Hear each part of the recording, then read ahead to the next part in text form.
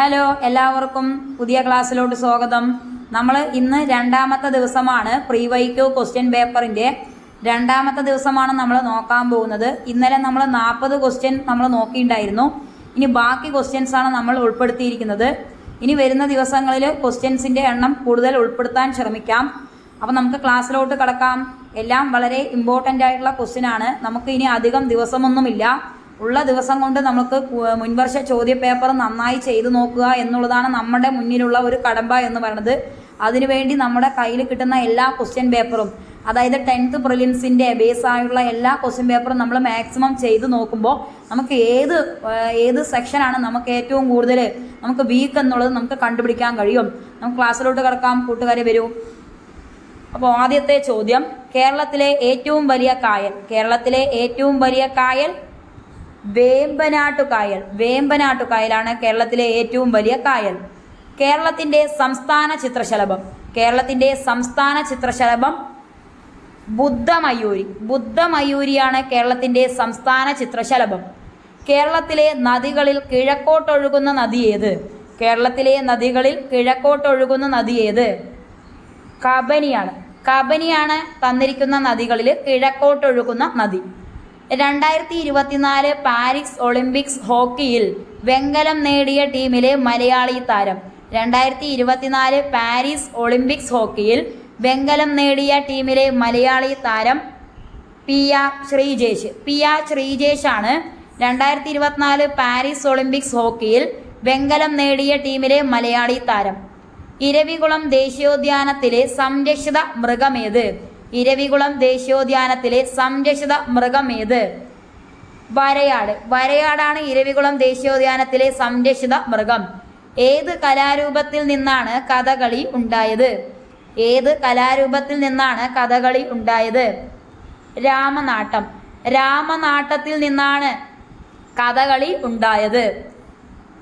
അടുത്ത ക്വസ്റ്റ്യൻ നോക്കാം. കേരളത്തിൻ്റെ വടക്കേ അറ്റത്തുള്ള നദി മഞ്ചേശ്വരം പുഴയാണ് കേരളത്തിൻ്റെ വടക്കേ അറ്റത്തുള്ള നദി. കേരളത്തിൽ കർഷക ദിനമായി ആചരിക്കുന്നത് എന്ന്? ചിങ്ങം 1 കേരളത്തിൽ കർഷക ദിനമായി ആചരിക്കുന്നത്. കായംകുളം താപവൈദ്യുത നിലയത്തിൽ ഉപയോഗിക്കുന്ന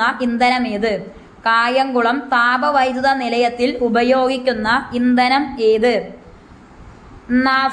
നാഫ്തയാണ് കായംകുളം താപവൈദ്യുത നിലയത്തിൽ ഉപയോഗിക്കുന്ന ഇന്ധനം. കേരളത്തിലെ ഏറ്റവും വലിയ മത്സ്യബന്ധന തുറമുഖം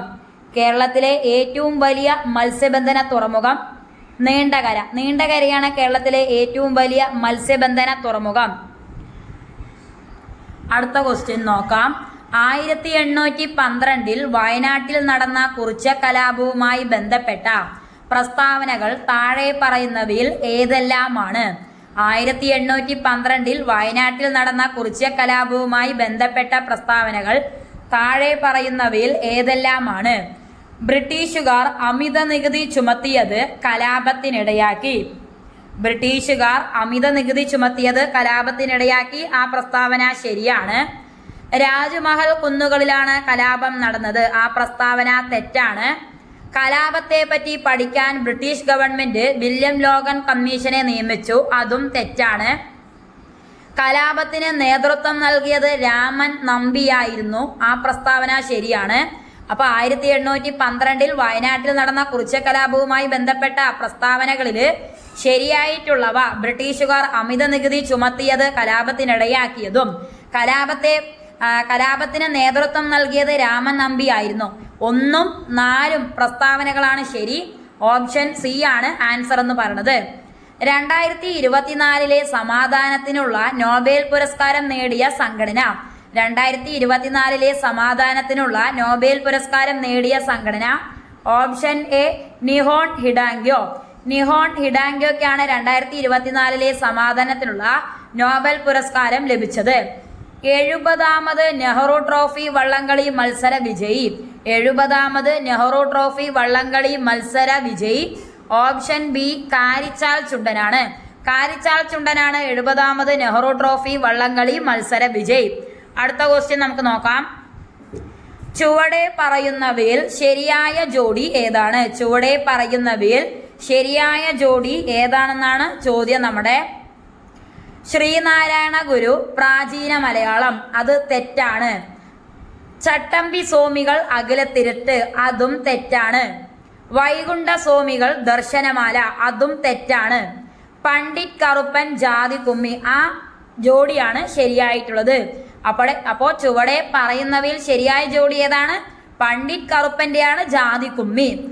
ശ്രീനാരായണ ഗുരുവിന്റെ ദർശനമാല, ചട്ടമ്പി സ്വാമികളിന്റെ പ്രാചീന മലയാളം, വൈകുണ്ഠ സ്വാമികളുടെ അഖിലത്തിരുട്ടാണ് വരിക. പക്ഷെ എല്ലാം തെറ്റായിട്ടാണ് കൊടുത്തിരിക്കുന്നത്.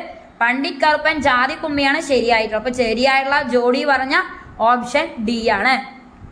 2025 പ്രഥമ ഗോഗോ ലോകകപ്പ് വേദിയാകുന്ന രാജ്യം. 2025 പ്രഥമ ഗോഗോ ലോകകപ്പ് വേദിയാകുന്ന രാജ്യം ഏതാണ്? നമ്മുടെ ഇന്ത്യയാണ്. ഇന്ത്യയിൽ വെച്ചിട്ടാണ് 2025 പ്രഥമ ഗോഗോ ലോകകപ്പ് വേദിയായത്. വി.ടി. ഭട്ടതിരിപ്പാട് രചിച്ച പ്രശസ്തമായ നാടകം. വി.ടി. ഭട്ടതിരിപ്പാട് രചിച്ച പ്രശസ്തമായ നാടകം ഏതാണ്?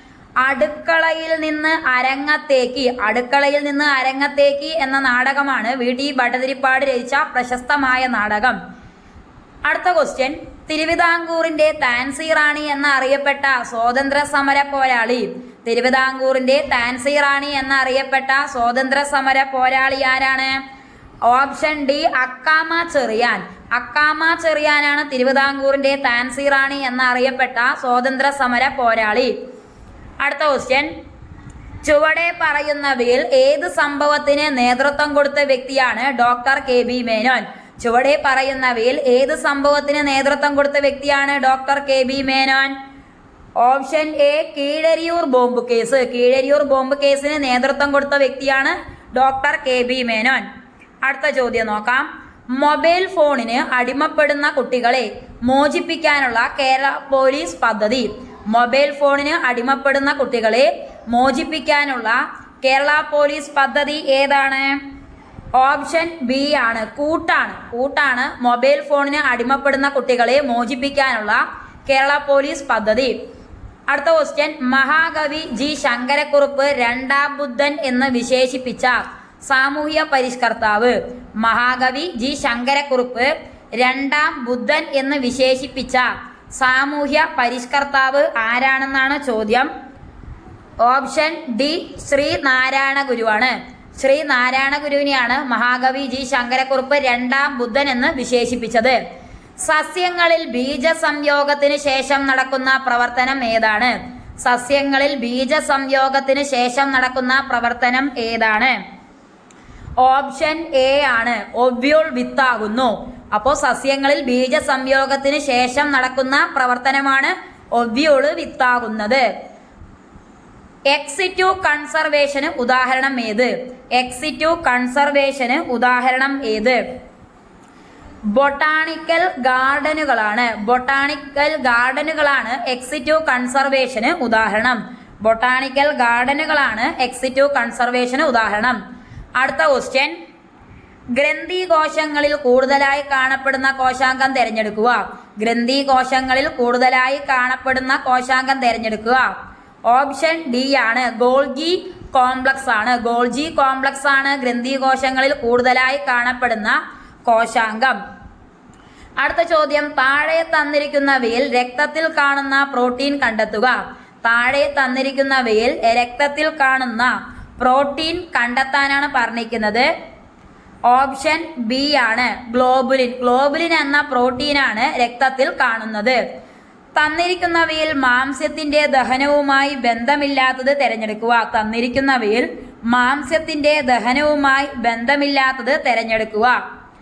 Option B lipase. ലിപ്പേസ് ആണ് മാംസ്യത്തിന്റെ ദഹനവുമായി ബന്ധമില്ലാത്തത്.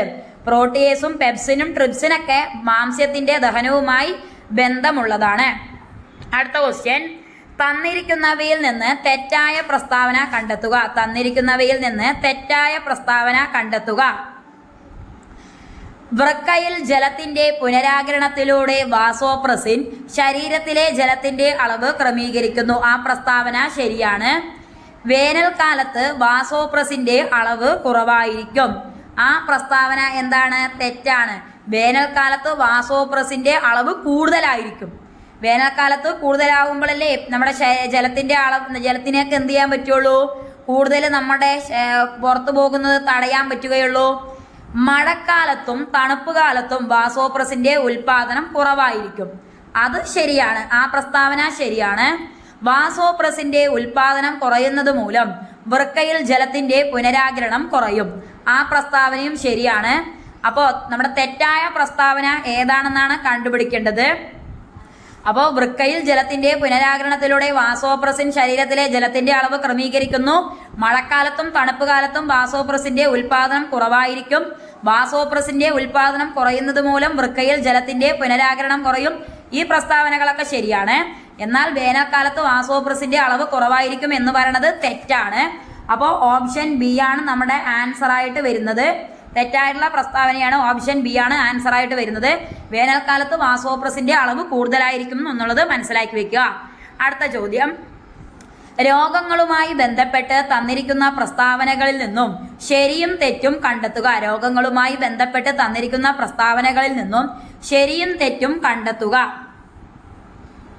അപ്പോൾ ആദ്യത്തെ, എയ്ഡ്സ്, നിപ്പ എന്നിവയ്ക്ക് കാരണം വൈറസ് ആണ്. ആ പ്രസ്താവന എന്താണ്? ശരിയാണ് അല്ലേ? എയ്ഡ്സ്, നിപ്പ എന്നിവയ്ക്ക് കാരണം വൈറസ് ആണ്. അടുത്തത്, ക്ഷയം, എലിപ്പനി എന്നിവ ബാക്ടീരിയ രോഗങ്ങളാണ്. ആ പ്രസ്താവന എന്താണ്? ആ പ്രസ്താവന ശരിയാണ് കേട്ടോ. ക്ഷയം, എലിപ്പനി എന്നിവ എന്താണ്? ബാക്ടീരിയ രോഗങ്ങളാണ്. അത് ശരിയാണ്. ഡിഫ്തീരിയ, മലമ്പനി എന്നിവ വൈറസ് രോഗങ്ങളാണ്. അത് തെറ്റാണ് അല്ലേ? ആ പ്രസ്താവന തെറ്റാണ്. ഡിഫ്തീരിയ, മലമ്പനി എന്നിവ വൈറസ് രോഗങ്ങളാണെന്ന് പറഞ്ഞു കഴിഞ്ഞാൽ അത് തെറ്റാണ്. ഡെങ്കിപ്പനി, ചിക്കുൻഗുനിയ എന്നിവയ്ക്ക് കാരണം ബാക്ടീരിയ ആണ്. അതും തെറ്റായുള്ള പ്രസ്താവനയാണ്. അപ്പോൾ ശരിയും തെറ്റുമാണ് കണ്ടെത്താൻ പറഞ്ഞിരിക്കുന്നത്. അപ്പോൾ എയ്ഡ്സ്, നിപ്പ എന്നിവയ്ക്ക് കാരണം വൈറസ് ആണ്, ശരിയാണ്. ക്ഷയം, എലിപ്പനി എന്നിവ ബാക്ടീരിയ രോഗങ്ങളാണ്, ശരിയാണ്. ഡിഫ്തീരിയ, മലമ്പനി എന്നിവ വൈറസ് രോഗങ്ങളാണ്, അത് തെറ്റാണ്. ഡെങ്കിപ്പനി, ചിക്കുൻഗുനിയ എന്നിവയ്ക്ക് കാരണം ബാക്ടീരിയ ആണ്, അതും തെറ്റാണ്. അപ്പോൾ 1ഉം 2ഉം ശരിയാണ്, 3ഉം 4ഉം തെറ്റാണ്. ഓപ്ഷൻ എ ആണ് ആൻസർ ആയിട്ട് വരുന്നത്. അടുത്ത ക്വസ്റ്റ്യൻ, ക്യൂണിക്കൾച്ചർ താഴെ തന്നിരിക്കുന്നവയിൽ ഏതുമായി ബന്ധപ്പെട്ടിരിക്കുന്നു? ക്യൂണിക്കൾച്ചർ താഴെ തന്നിരിക്കുന്നതിൽ ഏതുമായിട്ട് ബന്ധപ്പെട്ടിരിക്കുന്നതാണ് ചോദ്യം. ഓപ്ഷൻ ബി, മുയൽ വളർത്തൽ. മുയൽ വളർത്തലിനെ പറയുന്ന പേരാണ് ക്യൂണിക്കൾച്ചർ. കൈക്കുഴ, കാൽക്കുഴ എന്നിവിടങ്ങളിൽ കാണപ്പെടുന്ന അസ്ഥിസന്ധി ഏത്? കൈക്കുഴ, കാൽക്കുഴ എന്നിവിടങ്ങളിൽ കാണപ്പെടുന്ന അസ്ഥിസന്ധി ഏത്? ഓപ്ഷൻ ഡി, തെന്നി നീങ്ങുന്ന സന്ധിയാണ്. തെന്നി നീങ്ങുന്ന സന്ധിയാണ് കൈക്കുഴ, കാൽക്കുഴ എന്നിവിടങ്ങളിൽ കാണപ്പെടുന്നത്. അടുത്ത ക്വസ്റ്റ്യൻ നോക്കാം. സിനാപ്സ് ഇതുമായി ബന്ധപ്പെട്ട ശരിയായ പ്രസ്താവനകൾ തിരഞ്ഞെടുക്കുക. സിനാപ്സുമായിട്ട് ബന്ധപ്പെട്ട ശരിയായ പ്രസ്താവനകൾ തിരഞ്ഞെടുക്കാനാണ് പറഞ്ഞിരിക്കുന്നത്. അപ്പോൾ ഇതിൻ്റെ ശരിയായിട്ടുള്ള നോക്കാം. 2 നെഫ്രോണുകൾക്കിടയിൽ കാണുന്നു. അത് തെറ്റാണ് കേട്ടോ. ആ പ്രസ്താവന എന്താണ്? 2 നെഫ്രോണുകളുടെ ഇടയിലല്ല സിനാപ്സ് കാണുന്നത്, അത് തെറ്റാണ്. പേശീകോശത്തിനും ന്യൂറോണിനും ഇടയിൽ കാണുന്നു. പേശീകോശത്തിനും ന്യൂറോണിനും ഇടയിൽ കാണുന്നു പറഞ്ഞ ആ പ്രസ്താവന ശരിയാണ്. സിനാപ്സ് എന്താണ്? പേശീകോശത്തിനും ന്യൂറോണിനും ഇടയിൽ കാണുന്നുണ്ട്. 2 ന്യൂറോണുകൾക്കിടയിൽ കാണുന്നു. 2 ന്യൂറോണുകൾക്കിടയിൽ കാണുന്നു, അതും ശരിയാണ്. ന്യൂറോണിനും പേശീകോശത്തിനും ഇടയിലും കാണുന്നുണ്ട്, 2 ന്യൂറോണുകൾക്കിടയിലും കാണുന്നുണ്ട്. 2 പേശീകോശങ്ങൾക്കിടയിൽ കാണുന്നു, അത് തെറ്റാണ് കേട്ടോ. പേശീകോശങ്ങൾക്കിടയിൽ കാണില്ല. അതുപോലെ 2 നെഫ്രോണുകൾക്കിടയിലും കാണില്ല. പേശീകോശത്തിനും ന്യൂറോണിനും ഇടയിൽ കാണും, 2 ന്യൂറോണുകൾക്കിടയിലും കാണും. ഏത്? സിനാപ്സ് എന്ന് പറയുന്നത്. അപ്പോൾ 2ഉം 3ഉമാണ് ശരിയായിട്ടുള്ളത്. ഓപ്ഷൻ ബി ആണ് ആൻസർ ആയിട്ട് വരിക. അടുത്ത ക്വസ്റ്റ്യൻ, ഇലക്ട്രോ നെഗറ്റിവിറ്റി ഏറ്റവും കൂടിയ മൂലകം ഏതാണ്? ഇലക്ട്രോ നെഗറ്റിവിറ്റി ഏറ്റവും കൂടിയ മൂലകം ഓപ്ഷൻ സി, ഫ്ലൂറിനാണ്. ഫ്ലൂറിനാണ് ഇലക്ട്രോ നെഗറ്റിവിറ്റി ഏറ്റവും കൂടിയ മൂലകം. സ്ഥിരകാന്തങ്ങൾ നിർമ്മിക്കാൻ ഉപയോഗിക്കുന്ന അലോയ് സ്റ്റീല്. സ്ഥിരകാന്തങ്ങൾ നിർമ്മിക്കാൻ ഉപയോഗിക്കുന്ന അലോയ് സ്റ്റീൽ ഏതാണ്? ഓപ്ഷൻ ബി, അൾനിക്കോ ആണ്. അൾനിക്കോ ആണ് സ്ഥിരകാന്തങ്ങൾ നിർമ്മിക്കാൻ ഉപയോഗിക്കുന്ന അലോയ് സ്റ്റീല്. അടുത്ത ക്വസ്റ്റ്യൻ നോക്കാം. താഴെ തന്നിരിക്കുന്നവയിൽ തെർമോപ്ലാസ്റ്റിക് അല്ലാത്തത് ഏത്? താഴെ തന്നിരിക്കുന്നവയിൽ തെർമോപ്ലാസ്റ്റിക് അല്ലാത്തത് ഏത്? ഓപ്ഷൻ സി, ബേക്കലൈറ്റ് ആണ്. ബേക്കലൈറ്റ് ആണ് തെർമോപ്ലാസ്റ്റിക് അല്ലാത്തത്. പോളിത്തീനും പോളിവിനൈൽ ക്ലോറൈഡും നൈലോൺ എല്ലാം തെർമോപ്ലാസ്റ്റിക് ആണ്. തെർമോപ്ലാസ്റ്റിക് അല്ലാത്തത് ബേക്കലൈറ്റ് മാത്രമുള്ളൂ. അടുത്ത ക്വസ്റ്റ്യൻ, പ്രോട്ടോണിന് ആ പേര് നൽകിയ ശാസ്ത്രജ്ഞൻ. പ്രോട്ടോണിന് ആ പേര് നൽകിയ ശാസ്ത്രജ്ഞൻ ആരാണ്? ഏണസ്റ്റ് റുദർഫോർഡ് ആണ്. ഏണസ്റ്റ് റുദർഫോർഡ് ആണ് പ്രോട്ടോണിന് ആ പേര് നൽകിയ ശാസ്ത്രജ്ഞൻ. എൽ പി ജിയിലെ മുഖ്യ ഘടകം. എൽ പി ജിയിലെ മുഖ്യ ഘടകം ഓപ്ഷൻ ബി ബ്യൂട്ടൈൻ ആണ്. ബ്യൂട്ടൈൻ ആണ് എൽ പി ജിയിലെ മുഖ്യ ഘടകം. പ്രവേഗമാറ്റത്തിന്റെ നിരക്ക്. പ്രവേഗമാറ്റത്തിന്റെ നിരക്ക് ഓപ്ഷൻ ഡി ത്വരണമാണ്. ത്വരണമാണ് പ്രവേഗമാറ്റത്തിന്റെ നിരക്ക്. ബലത്തിന്റെ യൂണിറ്റ് ഏത്? ബലത്തിന്റെ യൂണിറ്റ് ഏത്? ഓപ്ഷൻ ബി ന്യൂട്ടൺ ആണ് ബലത്തിന്റെ യൂണിറ്റ്. ന്യൂട്ടൺ ആണ് ബലത്തിന്റെ യൂണിറ്റ്. അടുത്ത ക്വസ്റ്റ്യൻ, ഒരു വസ്തുവിന് അതിന്റെ ചലനം കൊണ്ട് ലഭ്യമാകുന്ന ഊർജമാണ്. ഒരു വസ്തുവിന് അതിന്റെ ചലനം കൊണ്ട് ലഭ്യമാകുന്ന ഊർജമാണ് ഓപ്ഷൻ ബി ഗതികോർജം. ഗതികോർജമാണ് ഒരു വസ്തുവിന് അതിന്റെ ചലനം കൊണ്ട് ലഭ്യമാകുന്ന ഊർജം. അടുത്ത ക്വസ്റ്റ്യൻ, താഴെ തന്നിരിക്കുന്നവയിൽ ഗ്രീൻ എനർജി അല്ലാത്തത് ഏത്? താഴെ തന്നിരിക്കുന്നവയിൽ ഗ്രീൻ എനർജി അല്ലാത്തത് ഏത്? ആറ്റോമിക് റിയാക്ടറുകളാണ് ഗ്രീൻ എനർജി അല്ലാത്തത്. സൗരോർജം, കാറ്റിൽ നിന്നുള്ള ഊർജം, ഹൈഡ്രോ ഇലക്ട്രിക് പവർ എല്ലാം ഗ്രീൻ എനർജി ആണ്.